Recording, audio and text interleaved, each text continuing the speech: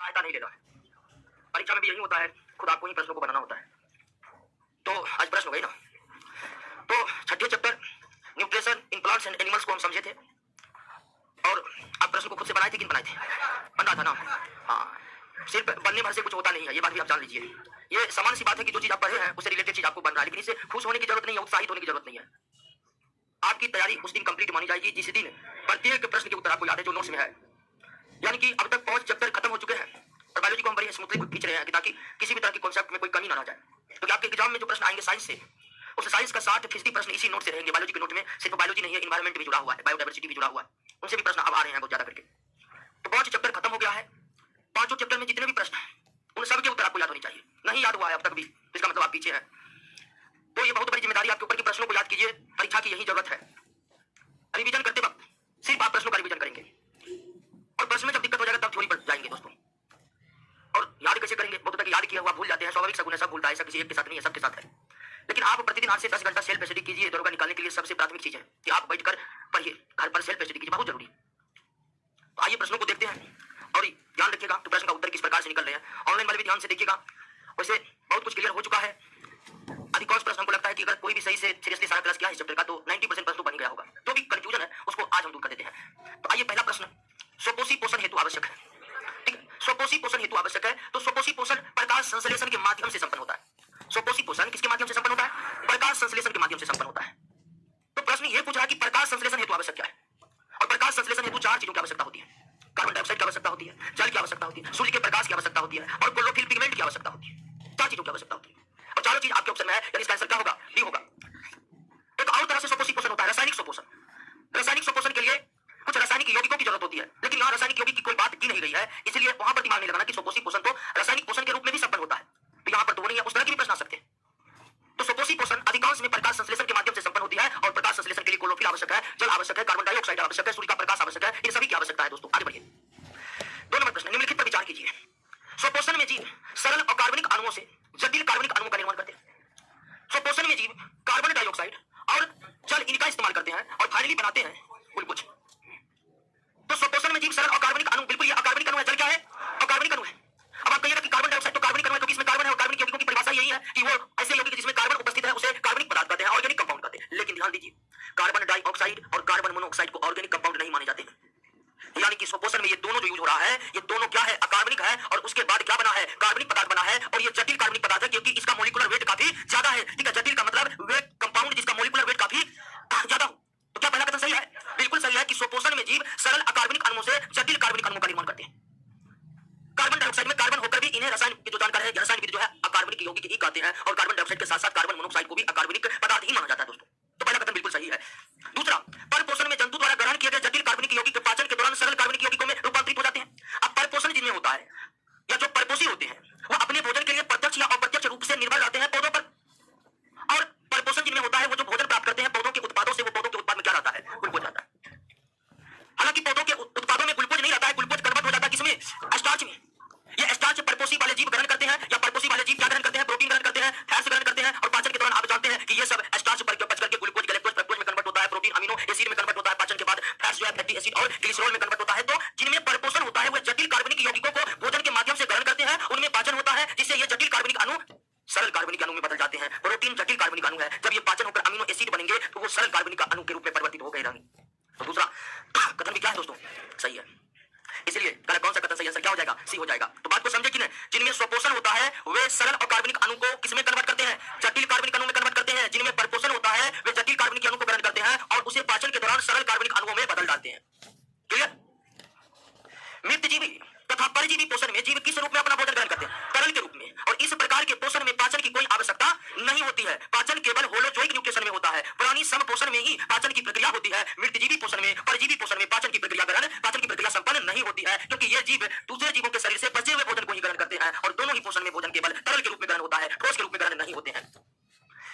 निम्नलिखित में किसमें प्राणी समपोषण होता है और नहीं होता है? तो कवक में नहीं होता है। कवक में मृतजीवी पोषण होता है या परजीवी पोषण होता है? ठीक है, कवक में मृतजीवी पोषण होता है या परजीवी पोषण होता है। प्राणी संपोषण यानी होलोजोइक न्यूट्रिशन कवक या फंगी में नहीं होता है, मेढक में होता है, मनुष्य में भी होता है, और अमीबा एक कोशिकीय जीव है और इनमें भी प्राणी संपोषण होता है।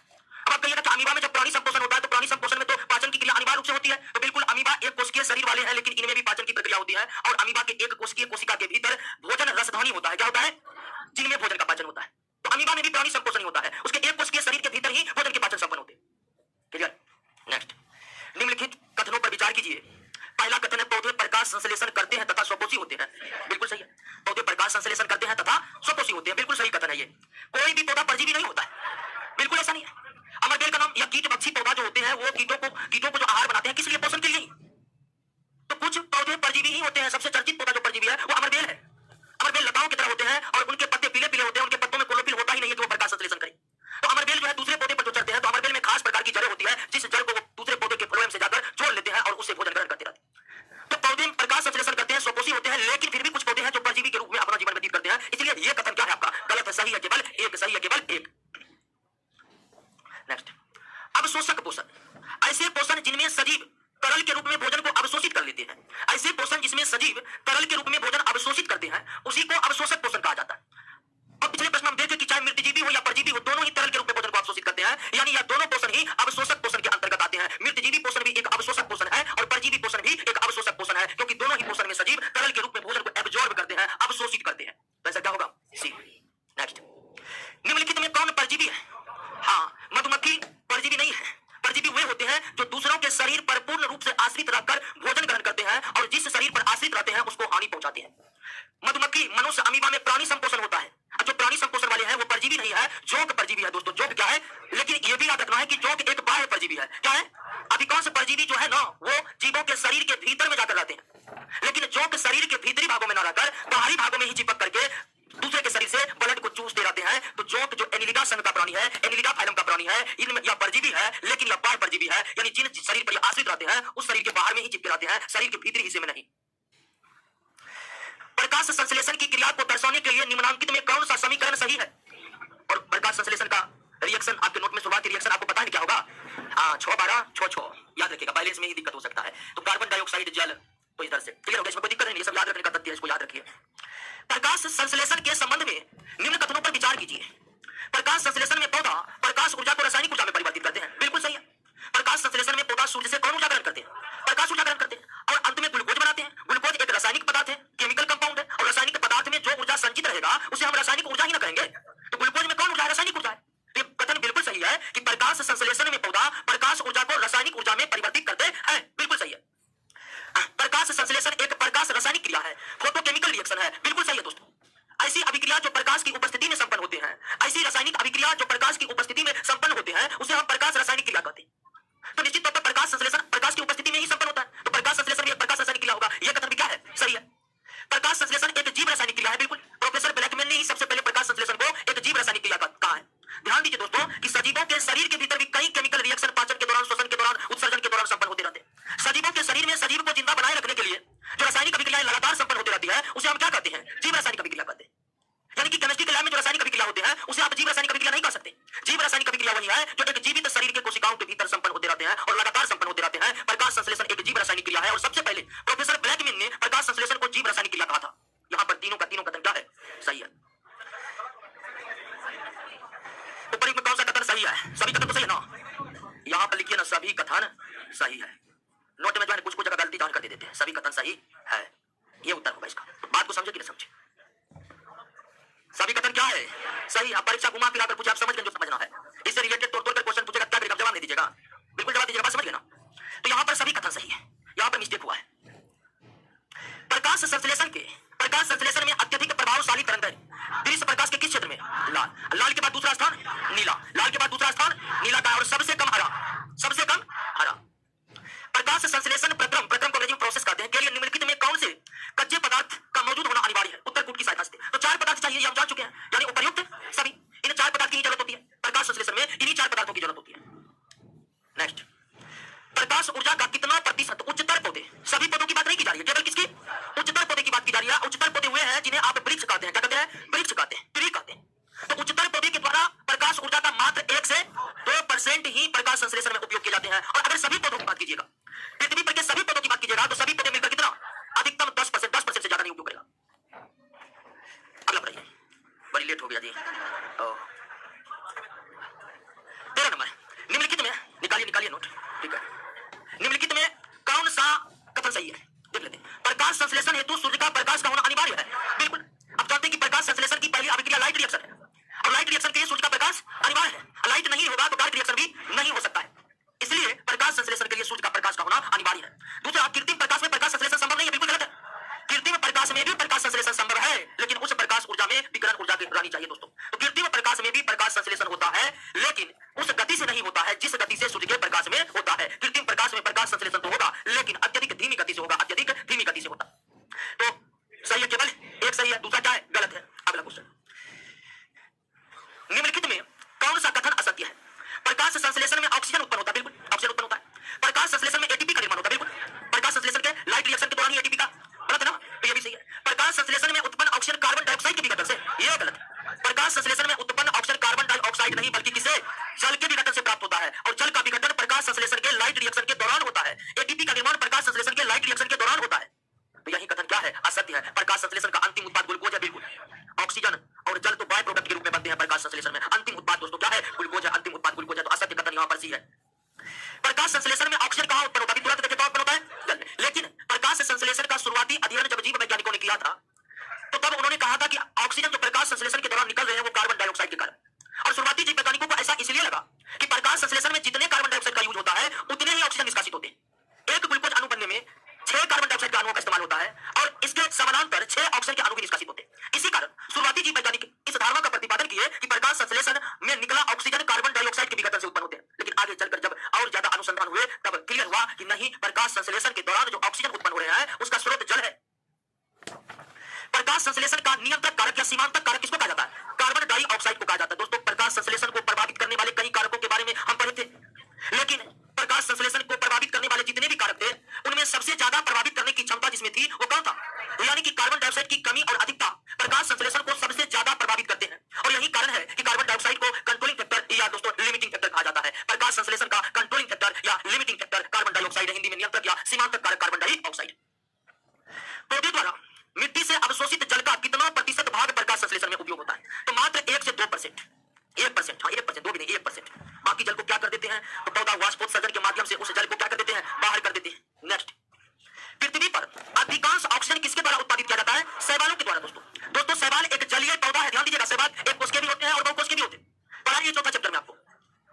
तो शैवाल एक जलीय पौधा है, और आप जानते हैं कि इस पृथ्वी के 70% भाग पर केवल क्या है? जल है। जो 30% स्थल है उस पर भी कहीं छिछले समझते हैं ना, ऊपर का पर जलीय क्षेत्र है जिसको हम आर्द्र भूमियां भी कह सकते हैं, वहां पर भी शैवालों का बसेरा है जो पृथ्वी के इतने बड़े क्षेत्रफल पर विस्तृत रखने की क्षमता रखता है। तो निश्चित तौर पर प्रकाश संश्लेषण सबसे ज्यादा इन्हीं के द्वारा होगा, और इसलिए ऑक्सीजन सबसे ज्यादा इसी के द्वारा उत्पादित होता है, शैवालों के द्वारा उत्पादित होता है।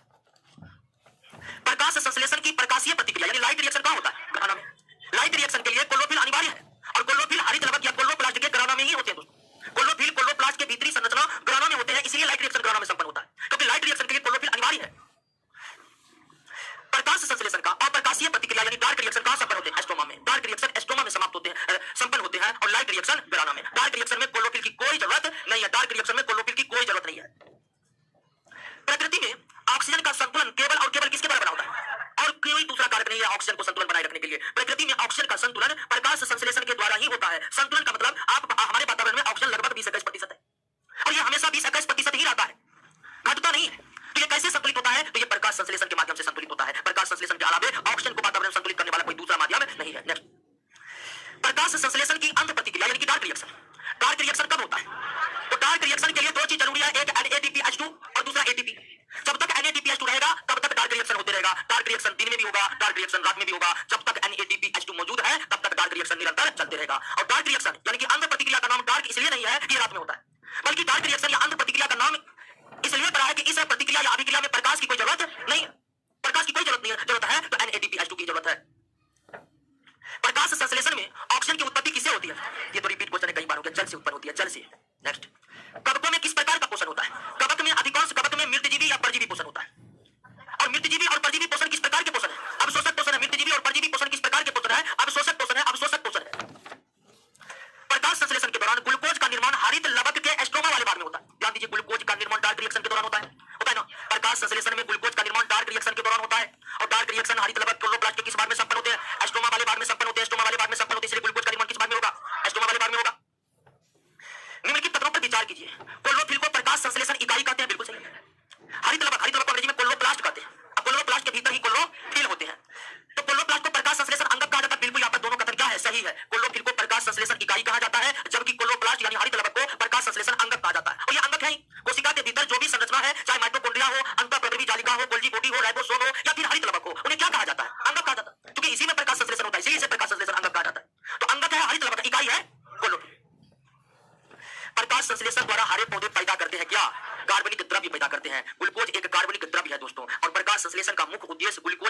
ठीक है। ऑक्सीजन और जल तो बाय प्रोडक्ट के रूप में बनते हैं, ठीक है। प्रकाश संश्लेषण इसलिए नहीं होता कि ऑक्सीजन संतुलित रहे, प्रकाश संश्लेषण पौधे में इसलिए होता है कि ग्लूकोज निर्मित हो, ठीक है।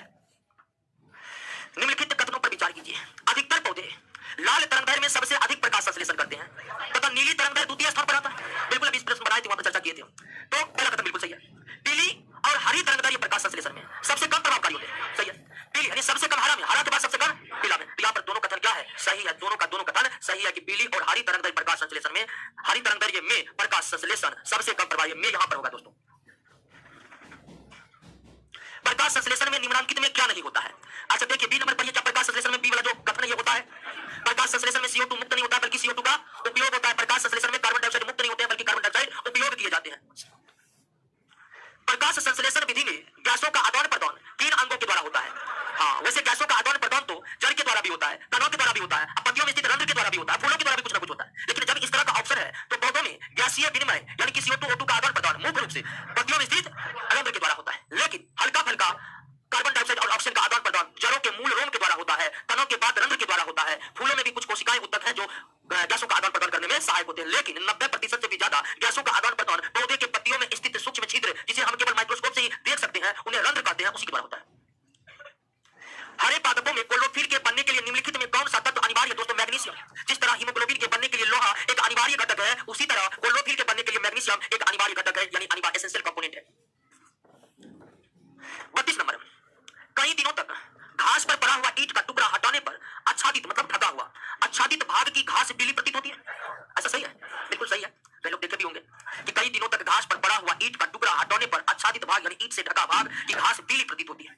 सही है, कथन ए जो है वो सही है, बिल्कुल सही है। कारक आर को पढ़ लेते हैं। हरित वर्णक प्रदान करने वाले क्लोरोफिल का संश्लेषण सूर्य के प्रकाश की उपस्थिति में ही होता है, बिल्कुल सही है। यानी कि हरित लवक के भीतर क्लोरोफिल कंपोनेंट का जो निर्माण होगा उसके लिए भी सूर्य की प्रकाश की अनिवार्य आवश्यकता है। ईंट से ढका हुआ भाग सूर्य के प्रकाश से वंचित रह गया, इसलिए उसमें क्लोरोफिल नहीं बना। अब क्लोरोफिल का भाग में वे हरे न रहकर क्या हो गए दोस्तों, पीले हो गए। तो कथन ए तथा कारण आर दोनों सही है और आर ए की सही व्याख्या है, आर ए की सही व्याख्या है। निम्नलिखित में कौन सा एक प्रक्रम यानी कि प्रोसेस प्रकाश संश्लेषण में सम्मिलित है। निम्नलिखित में कौन सा एक प्रक्रम प्रकाश संश्लेषण में से संबंधित है। स्थितिज ऊर्जा मुक्त होकर प्राप्तितम ऊर्जा बनती है, इसका भी होगा। प्राप्तितम ऊर्जा जो प्रकाश ऊर्जा है वो प्राप्त क्या ऊर्जा है। प्रकाश ऊर्जा सूर्य से आती है, ब्रह्मांड में छितर बितर हो जाती है, जिसको पेड़ की पत्तियां प्राप्त करते हैं या पौधे प्राप्त करते हैं, फिर उन्हें ग्लूकोज में बदलकर क्या करते हैं, संचित करते हैं। और यह एक तरह का स्थितिज ऊर्जा होगा। तो ऑप्शन के हिसाब से सबसे सटीक ऑप्शन आपका बी है कि प्रकाश संश्लेषण में प्राप्तम ऊर्जा स्थितिज ऊर्जा में परिवर्तित हो जाती है और संचित हो जाती है। नेक्स्ट, निम्नलिखित में किसे पादप की खाद्य फैक्ट्रियां कहा जाता है। पत्ती को कहा जाता है क्योंकि पत्ती में ही मुख्य रूप से क्लोरोप्लास्ट होते हैं और उसी के भीतर क्लोरोफिल होते हैं और उसी के भीतर क्लोरोफिल की मदद से प्रकाश संश्लेषण संपन्न होता है, इसलिए पत्ता को पादप का खाद्य फैक्ट्री कहा जाता है। प्रकाश संश्लेषण प्रक्रम यानी प्रोसेस द्वारा पौधे कार्बोहाइड्रेट का संश्लेषण करते हैं। ये कार्बोहाइड्रेट किससे मिलकर बना है, तो कार्बोहाइड्रेट C6H12O यानी कार्बन हाइड्रोजन और ऑक्सीजन से मिलकर बना है, कार्बन हाइड्रोजन और ऑक्सीजन से मिलकर बना है, कार्बन हाइड्रोजन और ऑक्सीजन से मिलकर बना है।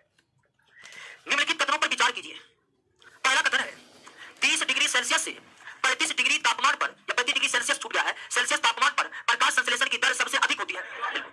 प्रकाश संश्लेषण सबसे संतुलित अवस्था में इसी तापमान परिसर में होता है, 30 से 35 डिग्री सेल्सियस। तापमान में परिवर्तन होने से प्रकाश संश्लेषण पर कोई प्रभाव नहीं पड़ता है। ये तो सरासर गलत पढ़ चुके हैं कि तापमान में बढ़ोतरी से प्रकाश संश्लेषण की दर बढ़ती है, लेकिन तापमान बहुत ज्यादा बढ़ जाए तो प्रकाश संश्लेषण की दर घट जाती है। तो ये कथन गलत है, तापमान प्रकाश संश्लेषण को प्रभावित करते हैं, इसलिए सही कथन है केवल एक, सही कथन है केवल एक। निम्नलिखित में कौन सा वर्णक प्रकाश संश्लेषण में सहायक होता है दोस्तों, chlorophyll A, chlorophyll B, xanthophyll, carotenoids, ये सभी प्रकाश संश्लेषण में सहायक होते हैं। क्लोरोफिल तो आप पढ़ ही चुके हैं कि इसके बिना तो होगा नहीं। तो क्लोरोफिल भी सभी पौधों में एक जैसे नहीं होते। क्लोरोफिल अणु का भी वर्गीकरण chlorophyll A, chlorophyll B, chlorophyll C, chlorophyll D में किया गया है। तो जितने भी वर्णक हैं यानी पिगमेंट हैं सभी प्रकाश संश्लेषण में सहायक है, क्लोरोफिल ए भी, बी भी, जेंथोफिल भी, कैरोटीनॉइड्स भी, ठीक है। प्रकाश संश्लेषण के अप्रकाशिक अभिक्रिया का पूर्ण एवं विस्तृत अध्ययन सबसे पहले किसने किया, मेल्विन केल्विन ने। इसीलिए डार्क रिएक्शन को या अंध अभिक्रिया को या अप्रकाशिक अभिक्रिया को केल्विन साइक्लिक भी हम लोग कहते हैं। क्या कहते हैं। प्रकाश संश्लेषण प्रक्रम के दौरान सर्वप्रथम क्या होता है, तो सबसे पहले क्लोरोफिल सूर्य के प्रकाश को अवशोषित करके ऊर्जा पैदा करता है, अर्थात क्लोरोफिल के इलेक्ट्रॉन का प्रकाश के फोटोन द्वारा उत्तेजन होता है, जिसके बाद प्रकाश ऊर्जा के माध्यम से जल के अणुओं को तोड़ा जाता है। तो प्रकाश संश्लेषण में सबसे पहले क्लोरोफिल सूर्य के प्रकाश अवशोषित करके ऊर्जा बनाते हैं, दूसरा काम होता है जल के अणुओं को तोड़ना। प्रकाश संश्लेषण के दौरान किसका ऑक्सीकरण होता है, कार्बन डाइऑक्साइड का होता है, ठीक है, जल का नहीं होता। किसका होता है, कार्बन डाइऑक्साइड का होता है। ध्यान दीजिए, ऑक्सीकरण का परिभाषा जब हम इलेक्ट्रॉन के आधार पर पढ़ते हैं तो ऑक्सीकरण का एक परिभाषा है इलेक्ट्रॉन का त्याग ऑक्सीकरण कहलाता है। और प्रकाश संश्लेषण के दौरान कार्बन डाइऑक्साइड इलेक्ट्रॉन का त्याग करते हैं। और इलेक्ट्रॉन का त्याग दोस्तों कौन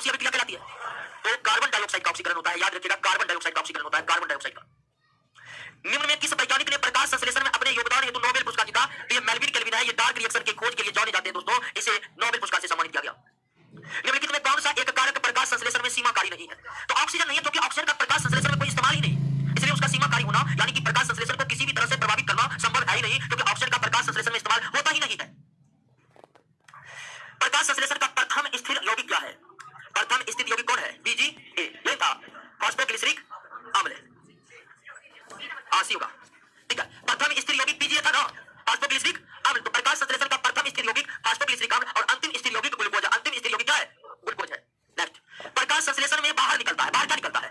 ऑक्सीजन निकलता है। ऑप्शन के अनुसार इसमें बाहर क्या निकलता है? ऑक्सीजन निकलता है, जल भी निकलता है और ग्लूकोज अंदर ही रह जाता है। किस क्रिया के फलस्वरूप पौधे में ऑक्सीजन का निकास, कार्बन डाइऑक्साइड का अवशोषण, तो प्रकाश संश्लेषण। प्रकाश संश्लेषण के दौरान पौधे ऑक्सीजन को निष्कासित करते हैं और कार्बन डाइऑक्साइड को अवशोषित करते हैं। प्रकाश संश्लेषण में पौधा किस गैस का अवशोषण करते हैं, मतलब एब्जॉर्ब किस गैस को करते हैं? तो कार्बन डाइऑक्साइड को निष्कासित किस गैस को करते हैं? ऑक्सीजन को। तो ऑक्सीजन को निष्कासित करते हैं और कार्बन डाइऑक्साइड को अवशोषण मतलब एब्जॉर्ब करते हैं। प्रकाश संश्लेषण में पर्णहरित की क्या भूमिका है? प्रकाश संश्लेषण में पर्णहरित की भूमिका प्रकाश, सूर्य के प्रकाश का अवशोषण कर ऊर्जा प्राप्त करना है। प्रकाश संश्लेषण में क्लोरोफिल, जिसको हिंदी में पर्णहरित कहते हैं, इसकी भूमिका प्रकाश ऊर्जा को अवशोषित करके ऊर्जा पैदा करना होता है। नेक्स्ट, प्रकाश संश्लेषण का अंतिम उत्पाद क्या है? कार्बोहाइड्रेट, ग्लूकोज के रूप में। ठीक है, ग्लूकोज कार्बोहाइड्रेट, तो अंतिम उत्पाद दोस्तों कार्बोहाइड्रेट है। सार्वत्रिक प्रकाश संश्लेषी क्रियाकलाप प्रकाश के नीले एवं लाल क्षेत्र में होते हैं। सबसे कम प्रकाश संश्लेषण की क्रियाकलाप पीला एवं हरे क्षेत्र में होते हैं। पीला एवं हरे क्षेत्र में सबसे कम, नीला और लाल क्षेत्र में सबसे ज्यादा। क्लोरोफिल में कौन सा तत्व उपस्थित रहता है? मैग्नीशियम। मैग्नीशियम। प्रकाश संश्लेषण की प्रक्रिया का प्रथम चरण क्या है? तो प्रथम चरण हम पढ़ चुके हैं, सूर्य के प्रकाश द्वारा क्लोरोफिल का उत्तेजन। सेम टू सेम प्रश्न था, लेकिन उसमें ऑप्शन कुछ अलग तरीके से दिया है। तो प्रकाश संश्लेषण का प्रथम कार्य क्लोरोफिल, दूसरा कार्य होता है जल के अणु का टूटना, दूसरा कार्य होता है जल के अणु का टूटना, दूसरा कार्य होता है जल के अणु का टूटना। प्रकाश संश्लेषण की दर सबसे अधिक होती है लाल रंग, लाल के बाद सबसे अधिक नीला, सबसे कम हरा। प्रकाश संश्लेषण की दर सबसे कम होती है हरे रंग की प्रकाश में। प्रकाश संश्लेषण होता है केवल दिन में, रात में डार्क रिएक्शन होता है, लेकिन डार्क रिएक्शन संपूर्ण प्रकाश संश्लेषण नहीं है। इसलिए गलपत में नहीं रहना कि रात में भी प्रकाश संश्लेषण होता है। जब ऑप्शन कुछ इस तरह से हो तो आंसर केवल डी ही होगा, केवल दिन में होगा, क्योंकि प्रकाश संश्लेषण पूरी तब होगा जब लाइट और डार्क दोनों होगा। क्या होगा? सी होगा। ध्यान दीजिए, प्रकाश संश्लेषण के लिए अनिवार्य चीज कितने थे? 4। सूर्य का प्रकाश, क्लोरोफिल, जल और कार्बन डाइऑक्साइड।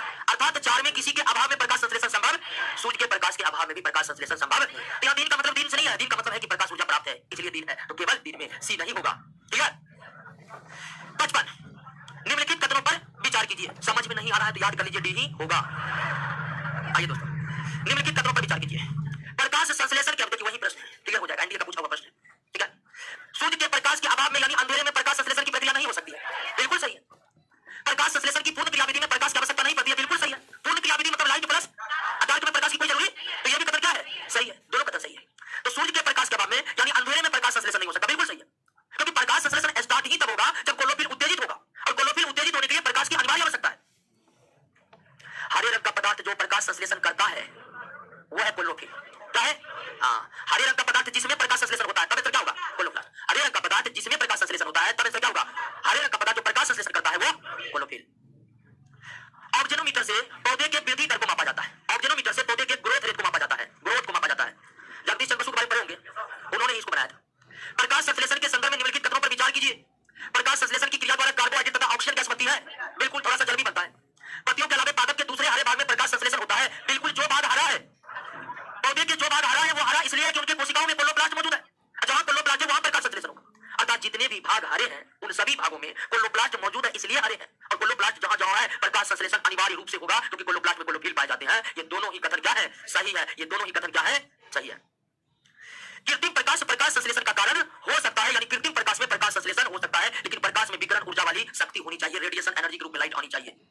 नेक्स्ट, कुछ वनस्पति जातियां कीटाहारी होती है। कुछ वनस्पति जातियां कीटाहारी होती है क्योंकि वे नाइट्रोजन न्यून मृदा में उगने के लिए अनुकूलित है, इसलिए पर्याप्त नाइट्रोजन पोषण प्राप्त करने के लिए कीट पर निर्भर रहती है, कीट पर निर्भर रहती है। तो कुछ वनस्पति जातियां या कीट भक्षी पौधे कीटों को इसलिए अपना पोषण बनाती हैं कि वे नाइट्रोजन न्यून मृदा में उगे रहते हैं, और कीट भक्षी पौधे ऐसे मृदा में उग ही नहीं सकते हैं जिस मृदा में नाइट्रोजन की मात्रा भरपूर है। वे केवल न्यून नाइट्रोजन मृदा में उगने के लिए अनुकूलित होते हैं, और नाइट्रोजन की कमी को पूरा करने के लिए ही वे कीट का भक्षण करते हैं। इसका आंसर ये नहीं होगा छायादार और अंधेरे स्थल पर उगने कारण उन्हें प्रकाश संश्लेषण का पर्याप्त अवसर नहीं मिलता है। कंफ्यूजिंग वाला आंसर है ऑप्शन ए। तो ए यहां पर नहीं होगा। क्या होगा कि वे न्यून नाइट्रोजन मृदा में उगने के लिए अनुकूलित है, इसलिए पर्याप्त नाइट्रोजन पोषण प्राप्त करने के लिए कीट पर निर्भर रहती है। लाल की प्रकृति क्या होता है? क्षारीय होता है। लगता है पौधा का इलाका समाप्त हो गया क्या? क्या ये सारे प्रश्नों को समझे कि नहीं समझे? चलिए, ऑनलाइन भी है अभिषेक कुमार सिंह, जय कुमार, पिंकू कुमार, ओम प्रकाश यादव, रवि। रेफलेसिया भी कीट पक्षी है? नहीं, रेफलेसिया कीट पक्षी नहीं है। अरे शुरू में ही बताया, बातचीत नहीं करना है, केवल अपना दिमाग यूज करना है।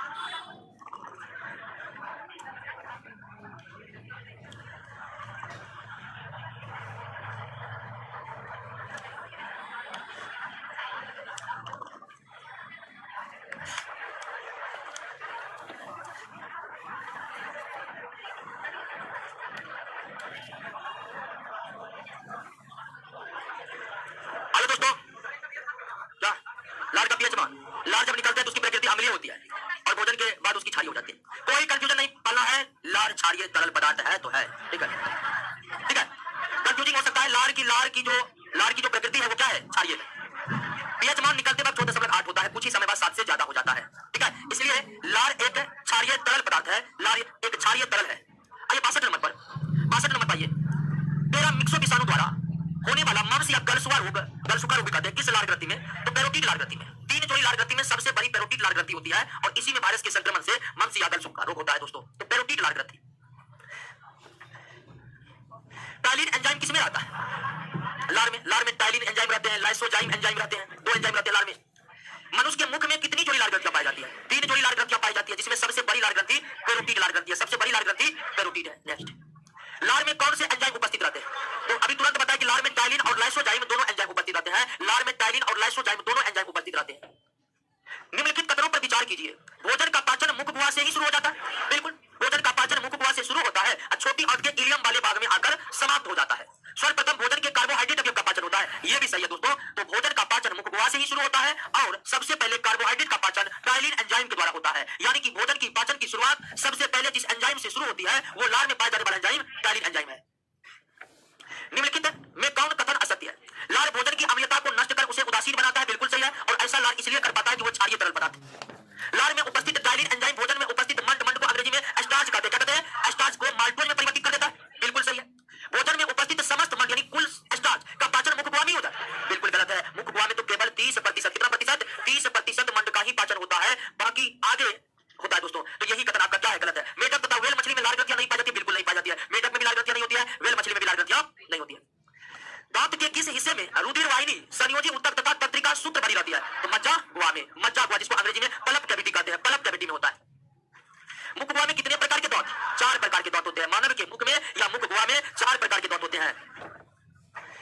इस प्रकार के दांत की संख्या सबसे ज्यादा होता है, ठीक है, तो मोलर, और सबसे कम कैनाइन, सबसे कम कैनाइन, ठीक है, 2 1 2 3, 2 1 2 3, सबसे ज्यादा कौन है, सबसे कम, ठीक है, इंसाइजर, कैनाइन, प्रीमोलर और मोलर, तो सबसे ज्यादा मोलर और सबसे कम कैनाइन है। इन फार्मूला पढ़े थे ना, तीसरे फार्मूला पर आधारित प्रश्न है यह। दांत का अधिकांश हिस्सा कौन तैयार करता है, दंतास्थिति, जिसको क्या कहते हैं, डेंटाइन। दांत के ऊपरी भाग में स्थित कैल्शियम फॉस्फेट के बने परत को, दांत के ऊपरी भाग में स्थित कैल्शियम फॉस्फेट के बने परत को एनामेल कहते हैं, क्या कहते हैं, एनामेल कहते हैं, ये सबसे खराब भाग है हमारे शरीर का। निम्नलिखित कथनों पर विचार कीजिए, दांत का ऊपरी परत एनामेल होता है, बिल्कुल सही, और ये कैल्शियम फॉस्फेट का बना होता है। एनामेल मानव शरीर का कठोरतम भाग है, बिल्कुल सही है। एनामेल मुख्य रूप से कैल्शियम लवणों का बना होता है, सही है, कैल्शियम फॉस्फेट का बना होता है, तो कैल्शियम फॉस्फेट कैल्शियम लवण ही है। एनामेल के स्वस्थ विकास हेतु फ्लोरीन की भी आवश्यकता है, ये भी सही है। उपयुक्त में सभी कथन क्या है, यानी कि दांत के स्वस्थ विकास के लिए हल्की मात्रा में फ्लोरीन की भी आवश्यकता है, लेकिन ज्यादा फ्लोरीन फ्लोरोसिस नामक रोग उत्पन्न कर देते हैं। जीभ पर उपस्थित किस पेपिला में स्वाद कलिका नहीं पाई जाती है, तो जीभ के बीच में जो पेपिला होते हैं उसे फिलिफॉर्म पेपिला कहते हैं, और बीच वाले भाग के यानी फिलिफॉर्म पेपिला में कोई स्वाद कलिकाएं मौजूद नहीं होते हैं, फिलिफॉर्म पेपिला में कोई स्वाद कलिकाएं मौजूद नहीं होते हैं। जीभ के अग्र भाग में कौन से स्वाद ग्रहण करने वाला, अग्र भाग में मीठा के बाद, नमकीन के बाद, सबसे पीछे, तो अग्र भाग में मीठा, सबसे पिछले भाग में तीखा। मनुष्य के मुख गुहा के बाद क्या आता है, मुख गुहा के बाद दोस्तों आते हैं ग्रसनी, फेरिक्स। मुख गुहा के बाद पक्कल के विधि के बाद फेरिक्स आते हैं, फेरिक्स पाचन तंत्र एवं श्वसन तंत्र दोनों के हिस्से हैं, तो मुख गुहा के बाद फेरिक्स आता है, मुख गुहा के बाद फेरिक्स आते हैं। कभी कभी भोजन जल्दी जल्दी खोने से या खाते समय बात करने से खांसी उठ जाती है अथवा हिचकी आती है, इसका क्या कारण है, इसका कारण है भोजन श्वास नली में फंस जाते हैं, भोजन श्वास नली में फंस जाते हैं, जिसके कारण रिफ्लेक्स एक्शन होते हैं और खांसी उठती है, जो कण फंस जाते हैं वे बाहर निकल आते हैं। जठर ग्रंथि कहां पाई जाती है, अमाशय में पाई जाती है, जठर ग्रंथि अमाशय में पाई जाती है। अमाशय प्रोटीन पाचन का प्रमुख स्थान है, अमाशय में मुख्य रूप से पेप्सिन एंजाइम की मदद से प्रोटीन का पाचन होता है, अमाशय मुख्यतः प्रोटीन को पचाने वाला हिस्सा है पाचन तंत्र का। पेप्सिन एंजाइम मौजूद रहता है किसमें, जठर रस में, पेप्सिन एंजाइम जठर रस में मौजूद रहता है। अमाशय के जठर ग्रंथि से स्रावित होने वाला जठर रस में क्या पाए जाते हैं, हाइड्रोक्लोरिक अम्ल भी पाए जाते हैं, पेप्सिन एंजाइम पाए जाते हैं, म्यूकस पाए जाते हैं, और हल्का सा क्या पाया जाता है, गैस्ट्रिक लाइपेज पाया जाता है। बच्चों के गैस्ट्रिक ग्लैंड में कौन अतिरिक्त एंजाइम पाए जाते हैं, रेनिन पाए जाते हैं गैस्ट्रिक जूस में, तो गैस्ट्रिक जूस में या जठर रस में क्या क्या है, तीनों है। अगला प्रश्न है, अमाशय की दीवार तथा जठर ग्रंथियां हाइड्रोक्लोरिक अम्ल से अप्रभावित रहते हैं, ऐसा इसलिए है कि जठर रस के साथ म्यूकस निकलते हैं और म्यूकस ही अमाशय की दीवार को जठर रस के हाइड्रोक्लोरिक अम्ल से सुरक्षित रखता है, म्यूकस के कारण ही जठर रस से हमारा अमाशय अप्रभावित रहते हैं। नेक्स्ट, पेप्सिन बदल देता है प्रोटीन को पेप्टोन पॉलीपेप्टाइड और प्रोटीओज में। पेप्सिन प्रोटीन को पेप्टोन पॉलीपेप्टाइड और प्रोटीओज में परिवर्तित करता है। तो ऑप्शन के हिसाब से इसका सही उत्तर क्या होगा? बी होगा। लार किसके पाचन में सहायक होता है? लार में टाइलिन एंजाइम होते हैं और टाइलिन एंजाइम स्टार्च को पचाने में सहायक होते हैं। टाइलिन एंजाइम स्टार्च को पचाने में सहायक होते हैं। पेप्सिन एक प्रकार का एंजाइम है जो अमाशय के जठर ग्रंथि से पेप्सिनोजेन के रूप में निकलता है और पेप्सिनोजेन पर जब एचसीएल अम्ल का प्रभाव पड़ता है तो वो कन्वर्ट किसमें हो जाता है? पेप्सिन में हो जाता है। पेप्सिन एंजाइम है। प्रोटीन का पाचन उदर से यानी कि अमाशय से शुरू होता है। उदर का मतलब अमाशय से ही है दोस्तों, ठीक है। प्रोटीन का पाचन उदर से प्रारंभ होता है यानी पेट से प्रारंभ होता है। उदर का पर्यायवाची पेट है और पेट का वास्तविक अर्थ हमारे अमाशय से है, हमारे अमाशय से है। खट्टे स्वाद के लिए कोशिकाएं जीवा के किस भाग में? पार्श्व भाग में, ठीक है। सबसे अग्रभाग में मीठा और उसके बाद नमकीन और खट्टा, ठीक है। तो ना सिर्फ खट्टा बल्कि नमकीन भी किस भाग में? पार्श्व भाग में। अंग्रेजी में लेटरल पार्ट, अंग्रेजी में क्या कहलाएगा? Lateral part. विशुद्ध हिंदी में कहलाएगा बगल में, बगल में। डायस्टेज एंजाइम का स्रोत है दोस्तों, डायस्टेज एंजाइम का स्रोत लार ग्रंथि है। अब ये तो पढ़ाए नहीं थे, एक दो पॉइंट डायरेक्ट याद रखना है, ठीक है, क्योंकि एंजाइम भी बहुत है। आपको जितना एंजाइम पढ़ाएंगे उसके बाद भी ढेर सारा एंजाइम है, याद रखना। डायस्टेज एंजाइम कहाँ निकलते हैं? लार ग्रंथि से। आगे, पेप्टिक अल्सर से आहार नाल का कौन सा भाग क्षतिग्रस्त होता है? अमाशय से। बार-बार लंबे समय तक भूखे रहने वाले व्यक्ति या अनियमित तरीके से भोजन करने वाले व्यक्ति पेप्टिक अल्सर होने की संभावना रहती है। पेप्टिक अल्सर को पेट का कैंसर भी कहते हैं, पेप्टिक अल्सर को पेट का कैंसर भी कहते हैं। निम्न में किस छिद्र द्वारा ग्रसनी ग्रास नली से जुड़ा जाता है? तो बुलेट, ग्लॉटिक्स वाला छिद्र के द्वारा श्वसन मार्ग से जुड़ा जाता है ग्रसनी, तो ग्लॉटिक्स छिद्र के द्वारा, सॉरी बुलेट छिद्र के द्वारा। शिशुओं में दूध के प्रोटीन को थक्का बनाने के लिए कौन सा विशेष एंजाइम पाया जाता है? तो रेनिन। दूध को थक्का बनाने वाला शिशु के जठर रस में जो एंजाइम होते हैं वो रेनिन है। निम्नलिखित में कौन सा एक सत्य नहीं है? मनुष्य के अमाशय में प्रतिदिन 3 लीटर जठर रस का स्राव होता है। सही है, बिल्कुल सही है। अमाशय प्रोटीन पाचक का प्रमुख स्थान होता है। सही है, सही। अमाशय प्रोटीन पचाने वाली जगह है। अमाशय में प्रोटीन के अतिरिक्त भोजन के वसा का भी पाचन होता है, हल्का सा होता है, गैस्ट्रिक लाइपेज के द्वारा। अमाशय में हल्का गैस्ट्रिक लाइपेज भी निकला था तो उसके द्वारा होता है। अमाशय पाचन के बाद भोजन के स्वरूप गाढ़े लई के समान होता है, जिसे चाइल नहीं बल्कि क्या कहा जाता है? काइम कहा जाता है। चाइल तो जब छोटी आंत में भोजन का पूर्ण पाचन हो जाता है तब पूर्ण पचे तरल भोजन को चाइल कहा जाता है। तो यही कथन आपका क्या है? गलत है।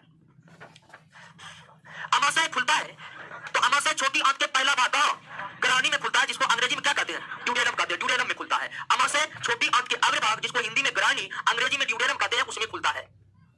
अमाशय में कौन सा एंजाइम पाया जाता है? पेप्सिन। अमाशय में पेप्सिन, हल्का सा गैस्ट्रिक लाइपेज और शिशु के अमाशय में रेनिन नामक एंजाइम पाए जाते हैं। जठर रस में मौजूद हाइड्रोक्लोरिक अम्ल भोजन को अम्लीय बनाता है। सही है। भोजन के साथ प्रवेश करने वाले जीवाणुओं को मार डालता है। यह भी सही है। एंजाइम को भोजन प्रक्रिया करने के लिए उत्तेजित करता है। बिल्कुल आपको बताया था कि पेप्सिनोजेन को पेप्सिन बनाने वाला जो फैक्टर है वो कौन है? तो वो हाइड्रोक्लोरिक एसिड ही है। तो इनमें से सभी होगा इसका उत्तर, इनमें से सभी। निम्नलिखित में कौन सा एक कथन जठर के बारे में सही नहीं है? जठर एक अस्थायी आशय के रूप में कार्य करता है। यह सही है। जठर संपूर्ण भोजन का पाचन नहीं कर देता है। जठर के द्वारा क्या भोजन संपूर्ण रूप से पच जाते हैं? नहीं। तो इसलिए जठर एक अस्थायी आशय के रूप में कार्य करते हैं। जठर खाद्य को अमाशय रस के साथ मिश्रित कर देता है। बिल्कुल ये भी सही है। जठर अमाशय रस में लाइपेज एमाइलेज सब निकलता है। लाइपेज नहीं निकलता है, ना ही एमाइलेज निकलता है। लाइपेज को गैस्ट्रिक लाइपेज कहा जाता है। अगर लाइपेज मान भी निकला, एमाइलेज निकला था, तो यही कथन क्या है? एमाइलेज तो पेनक्रियाज से निकला था दोस्तों। पेनक्रियाज के पेनक्रियाटिक जूस से जो निकला था एंजाइम, उसमें एमाइलेज था। जठर रस में एमाइलेज नहीं था। जठर के खाली होने के दर खाद्य के प्रकार पर निर्भर करता है। बिल्कुल जठर कितनी मात्रा में निकलेगा, कैसे निकलेगा, वो खाद्य प्रकार पर निर्भर करता है दोस्तों। जैसे कुत्ता का जठर रस इतना पावरफुल होता है कि हड्डी को गला देता है, इसलिए कुत्ता हड्डी खा लेते हैं। हम लोगों के जठर रस में उतना पावर नहीं होता। मुर्गा के बाद हमारा जठर रस निकल जाता है। तो जठर जो जंतु खाने का, जैसे शेर बाघ का उस सबके अमाशय का जठर रस बहुत पावरफुल होता है, बहुत पावरफुल। मनुष्य के पूरे जीवन काल में, देखिए क्वेश्चन आगे सेट करिएगा, उधर सेट करिएगा, ठीक है। मनुष्य के पूरे जीवन काल में कितने दांत 2 बार विकसित होते हैं? 20 दांत। कितने दांत? 20 दांत 2 बार विकसित होते हैं, 20 है ना। और पूरे जीवन काल में 52 दांत निकलते हैं। शरीर के लिए एंजाइम आवश्यक होते हैं क्योंकि ये जीव रासायनिक क्रियाओं के उत्प्रेरक है। एंजाइम को बायोकैटालिस्ट कहा जाता है, जैविक उत्प्रेरक कहा जाता है। एंजाइम की जरूरत सिर्फ पाचन की प्रक्रिया में जरूरी नहीं है बल्कि श्वसन की प्रक्रिया में भी एंजाइम की अनिवार्य आवश्यकता होती है। तो एंजाइम आवश्यक है क्योंकि हमारे शरीर जीव रासायनिक क्रिया पर ना उसके उत्प्रेरक है। पेट में भोजन पचाने के लिए निम्नलिखित में किसकी खास आवश्यकता होती है? एंजाइम की, ठीक है। एंजाइम की अनुपस्थिति में भोजन का पाचन संभव नहीं है। एंजाइम की अनुपस्थिति में भोजन का पाचन संभव नहीं है। दुग्ध प्रोटीन कौन है? रेनिन है। पेप्सिन, ट्रिप्सिन, ये सब प्रोटीन पाचन है। इरेप्सिन किसको पचाया था? इरेप्सिन निकला था छोटी आंत से, इलियम वाले भाग से।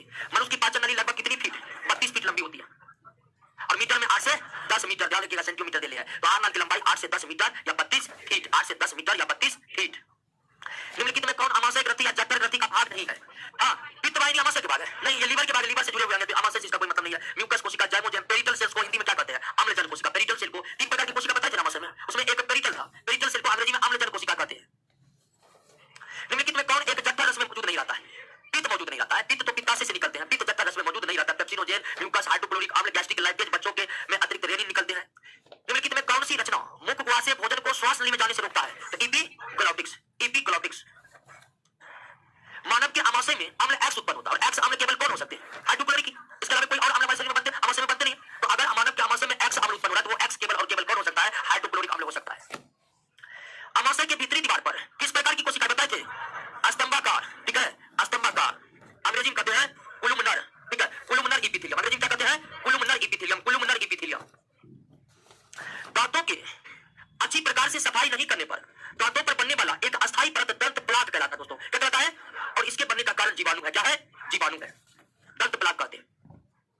अग्न्याशय के दीवार पर होने वाला घाव या अल्सर किसके अत्यधिक स्राव के कारण होता है? तो अम्लीय स्राव यानी ज्यादा एचसीएल निकल गया या कम म्यूकस निकल गया, तो उसी का कारण है पेप्टिक अल्सर या पेट का कैंसर।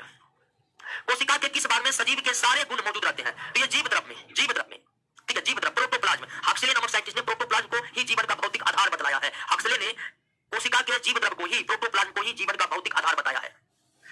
निम्नलिखित कथनों पर विचार कीजिए। मनुष्य में भोजन का पाचन मुख गुहा से शुरू होता है, सही है। भोजन का पाचन की क्रिया छोटी आंत में पूर्ण होती है, यह भी सही है। दोनों का दोनों कथन आपका क्या है? सही है। दोनों का दोनों कथन आपका क्या है? सही है। यकृत तथा अग्न्याशय की नली आहार नाल के किस भाग में खुलती है? यकृत या आहार नाल की नली छोटी आंत के अग्रभाग में खुलती है और छोटी आंत के अग्रभाग का नाम है ड्यूडेनम। छोटी आंत का अग्रभाग का नाम है ड्यूडेनम। जेजुनम किसका अंग है? छोटी आंत के 3 भाग है, ड्यूडेनम, जेजुनम और इलियम। तो जेजुनम छोटी आंत के मध्य भाग है, छोटी आंत के मध्य भाग है। निम्नलिखित में कौन मनुष्य के छोटी आंत के भाग नहीं है? कोलन बड़ी आंत के प्रथम भाग है। बड़ी आंत के भी 2 भाग है, कोलन और रेक्टम। प्रथम भाग कोलन, अंतिम भाग रेक्टम। तो इस तरह से छोटी आंत 3 हिस्सों में है और बड़ी आंत 2 हिस्सों में है। कोलन बड़ी आंत के भाग है। मानव शरीर की सबसे बड़ी ग्रंथि कौन है? यकृत। इसका वजन 1.5 किलो का है। इतने भारी भरकम कोई भी ग्रंथि हमारे शरीर में या मानव शरीर में मौजूद नहीं है।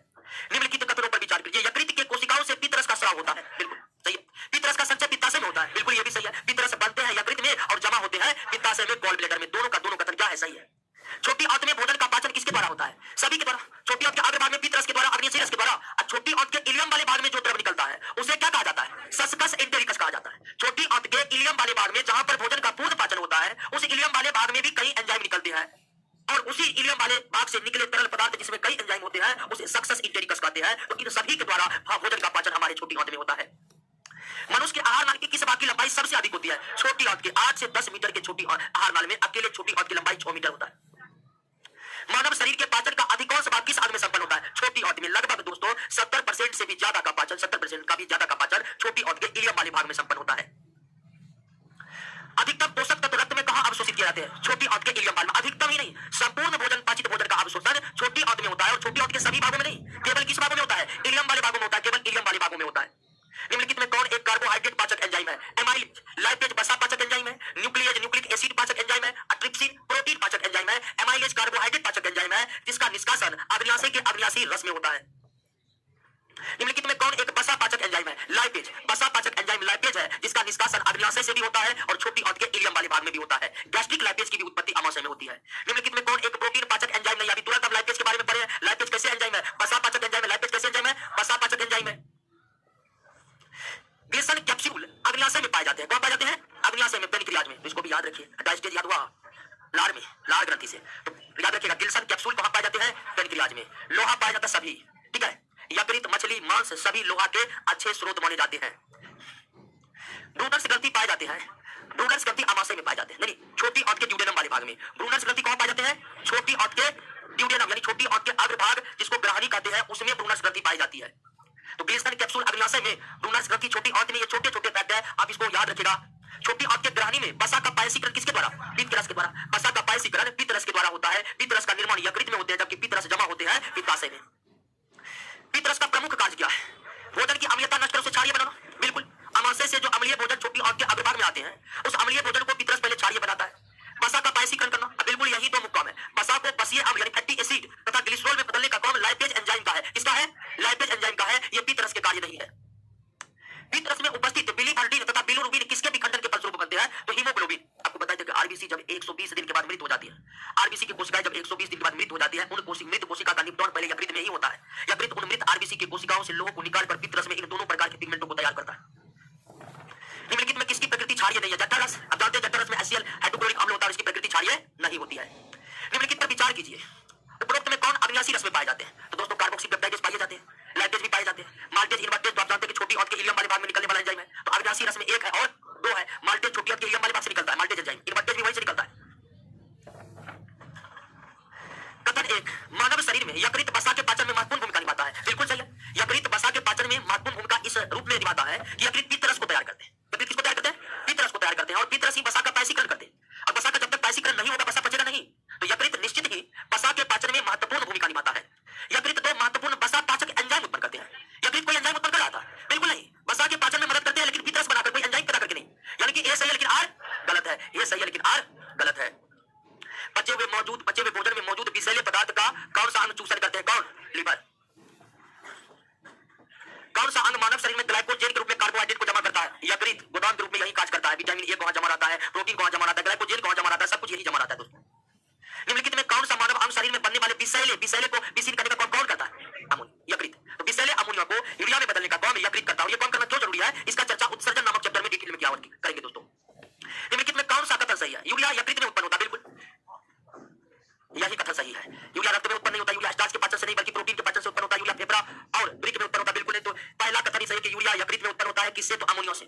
अमोनिया कैसे उत्पन्न होता है, इसके लिए उत्सर्जन चैप्टर आने दीजिए, क्योंकि अमोनिया उत्सर्जित पदार्थ है और उत्सर्जित पदार्थ का निर्माण कैसे होता है इसका जिक्र हम उत्सर्जन में करेंगे। यकृत का द्रव्यमान कितना होता है? 1.5 kg होता है। यकृत का द्रव्यमान 1.5 kg।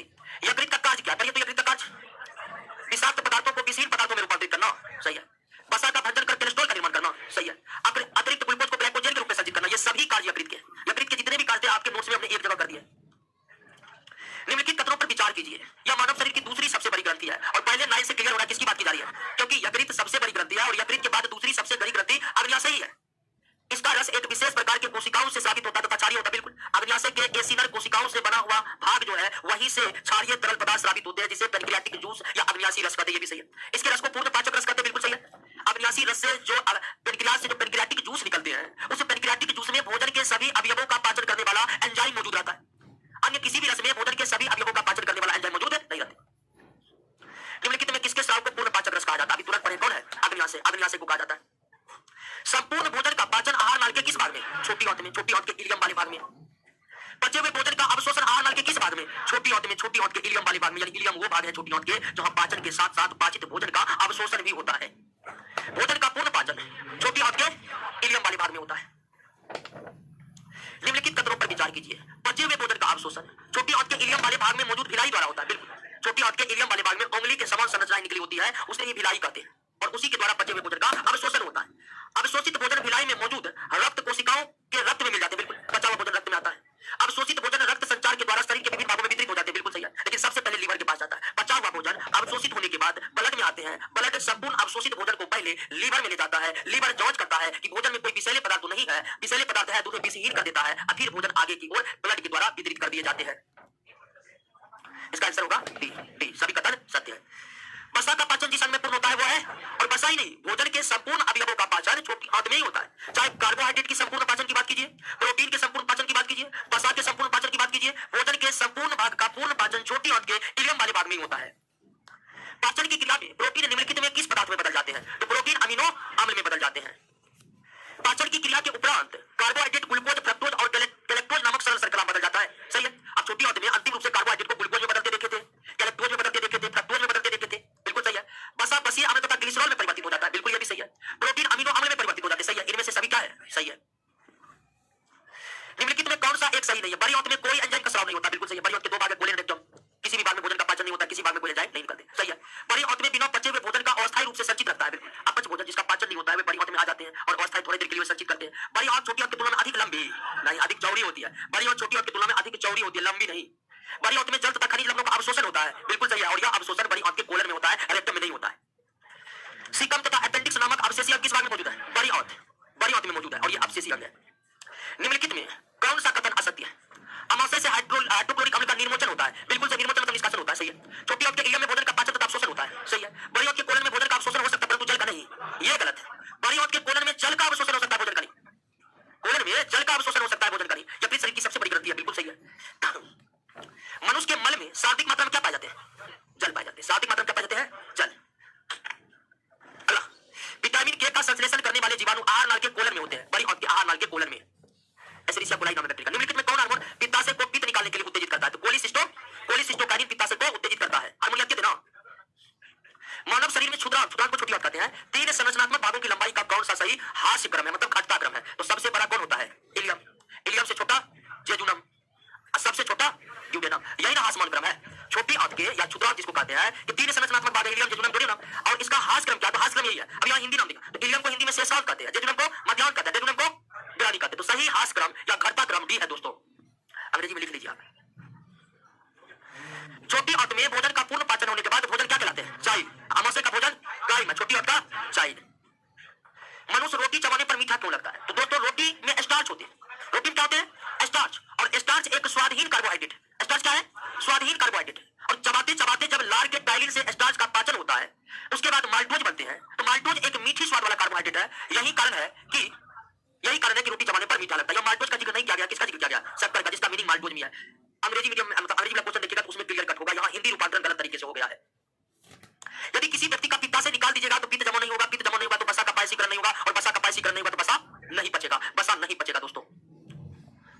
Maltose, sucrose, lactose enzyme कहां पाए जाते हैं? आंतरस में, आंतरस में ना, इंटेस्टाइन जूस में। मनुष्य की पाचन की क्रिया के संदर्भ में निम्नलिखित में कौन सा सही नहीं है? एस्टेप्सिन एंजाइम पायसीकृत बसा का ग्लिसरीन तथा फैटी अम्ल में परिवर्तित कर देता है, सही है दोस्तों। एमिलॉक्सिन नामक एंजाइम स्टार्च तथा ग्लाइकोजेन को घुलनशील शर्करा यानी घुलनशील कार्बोहाइड्रेट में बदल देता है, ये भी सही है। एस्टेप्सिन तथा एमिलॉक्सिन एंजाइम जठर रस में मौजूद रहते हैं, ये भी सही है। इनमें से कोई नहीं, कथन सही नहीं है, तो सभी सही है, ए भी सही है, बी भी सही है, सी भी सही है, तो आंसर क्या होगा? डी। अब देखिए ये भी बात का हम जिक्र नहीं किए थे, तो इसको भी याद रख लेना है। क्या रख लेना है? तो दो चार पॉइंट जो आपको सीधे याद रखना है, इतना विस्तार में हम गए नहीं थे कि इन सब एंजाइमों का जिक्र करें। तो फिलहाल ए भी सही है, बी भी सही है, सी भी सही है, यानी आंसर क्या होगा? निम्नलिखित में कौन यकृत का कार्य नहीं है? देखिए जल का अवशोषण यकृत का कार्य है।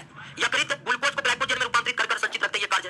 यूरिया का उत्पादन करते हैं अमोनिया से, ये मृत एवं क्षय हो चुके लाल रक्त कणों का विनाश करके उसका हीमोग्लोबिन निकालकर पीतरस बनाते हैं। लेकिन खाद्य और अजीर्ण आहार मतलब अपच आहार से जल के अधिक का अवशोषण बड़ी आंत के कोलन में होता है, न कि लीवर में होता है, इसलिए गलत है डी। मानव के समान अमीबा में भी प्राणी संपोषण होता है, और अमीबा किस रचना से अपना भोजन ग्रहण करते हैं? तो कोशिका मुख से, गुटपाशनी कोशिका मुख से भोजन ग्रहण करते हैं। अमीबा में भोजन का पाचन भोजन रसवानी में होता है, भोजन रसवानी में होता है। पैरामीशियम में भोजन का अंतर्ग्रहण कोशिका मुख से ही होता है, अमीबा में भी पैरामीशियम में भी। प्रकाश संश्लेषण में जल के विखंडन के समय मैग्नीज की आवश्यकता होती है, किसकी? मैग्नीज की। अंगों की कौन सी क्रियाएं सही रूप से मेल खाती है? पित्ता से पित्त का परिवहन करता है, नहीं, पित्त को जमा रखता है, पित्त को, तो इस तरह से पहला ही गलत हो गया, तो हम बी पर आ जाते हैं। पित्ता से पित्त संग्रहण सही है, लीवर की उत्पत्ति सही है, पाचक ग्रंथि इंसुलिन की उत्पत्ति, पाचक ग्रंथि अग्न्याशय के संबंध में है, और अग्न्याशय के आधे भाग में जो अल्फा बीटा डेल्टा कोशिका रहता है उसके बीटा से इंसुलिन की उत्पत्ति होती है, इसलिए यह भी सही है। और पित्त वाहिका यानी बाइल डक्ट पित्त का परिवहन करता है, बिल्कुल वाहिका का कौन? यहाँ पर सारे के सारे में भी सही है। अगला भी चेक कर लीजिए, पित्ता से पित्त की उत्पत्ति करेगा, नहीं करेगा तो ये भी नहीं होगा। पित्ता से इंसुलिन की उत्पत्ति करेगा, ये भी नहीं होगा। क्लियर? अब ध्यान दीजिए, जरूरी बात है। क्या हुआ? 1 मिनट बचिएगा, क्या हुआ? क्या ना? जल होगा, मल में सबसे ज्यादा क्या रहता है? जल रहता है, जल। अब ध्यान दीजिए, अगला जो चैप्टर है 7 नंबर, उसका नाम है बायोमोलिकुल्स। बैठिए, जरूरी बात करें, हड़बड़ाइए नहीं दोस्तों, 1 नंबर से आदमी मिनट से बाहर होता है। बैठिए आराम से। हाँ, इस सबको देखिए, पढ़ाई जब कष्टकारक लगने लगे तो समझिए आपकी स्थिति नौकरी से दूर जाने वाली हो रही है, ठीक है ना? पढ़ाई में कष्ट है ही, ठीक है, आप मजे लेकर नहीं पढ़ सकते हैं, तो पढ़ाई में बहुत कष्ट है। आप 2 घंटा पढ़कर पढ़े हैं क्योंकि आपने योग्यता है, वो नहीं पढ़ पाता है, वो गया होगा भी सूट के, आपको पता है। तो पढ़ाई तैयारी करने में दुख है, कष्ट है, लेकिन इस युवा एज में हर तरह की समस्या की झेलने की क्षमता है। इसलिए मतलब कि शरीर दुख रहा है, माथा दर्द कर रहा है, पेट दर्द कर रहा है, ये सब होगा, तैयारी करने में सबको होता है, आपको भी होगा, ठीक है, कोई नई बात नहीं है। हाँ, तो बात करें अगला चैप्टर जो 7वां चैप्टर है वो उतना इंपॉर्टेंट नहीं है, इसलिए जल्दी जाए, अलग करिए। इसलिए आप लोग थ्योरी पढ़कर रेडी रहिएगा। अगले क्लास में हम 7 नंबर के क्वेश्चन पर ही डिस्कस करेंगे। जो समस्या होगी आपको थ्योरी को पढ़ने पर, कुछ कुछ पढ़िएगा ना तो जल्दी समाप्त हो जाएगा, कुछ पढ़ना है। बायोलॉजी में 2 ही चैप्टर हम विद्यार्थी को खुद से पढ़वाते हैं, एक ये 7वां नंबर पढ़वा रहे हैं आपको, और एक 18वां में प्रदूषण पढ़वाएंगे आपको। दोनों के चैप्टर पर हम सिर्फ क्वेश्चन पर डिस्कस करते हैं, तो हम 7वें नंबर के चैप्टर के थ्योरी पर डिस्कस नहीं करेंगे, बल्कि डायरेक्ट क्वेश्चन पर आएंगे, और जो समस्या होगी उसको क्वेश्चन करवाते वक्त हम दूर कर देंगे। इसके लिए आप पूरी तरह से निश्चित रहिए। तो 7वें नंबर चैप्टर का थ्योरी पढ़कर रखिएगा, ऑनलाइन वाले भी। अगले क्लास में हम 7वें नंबर के क्वेश्चन पर डिस्कस करेंगे। मिलिए अगले क्लास में। हाँ, जाइए। क्या अभी तो आपको नहीं बोले, आपको पता तो नहीं है।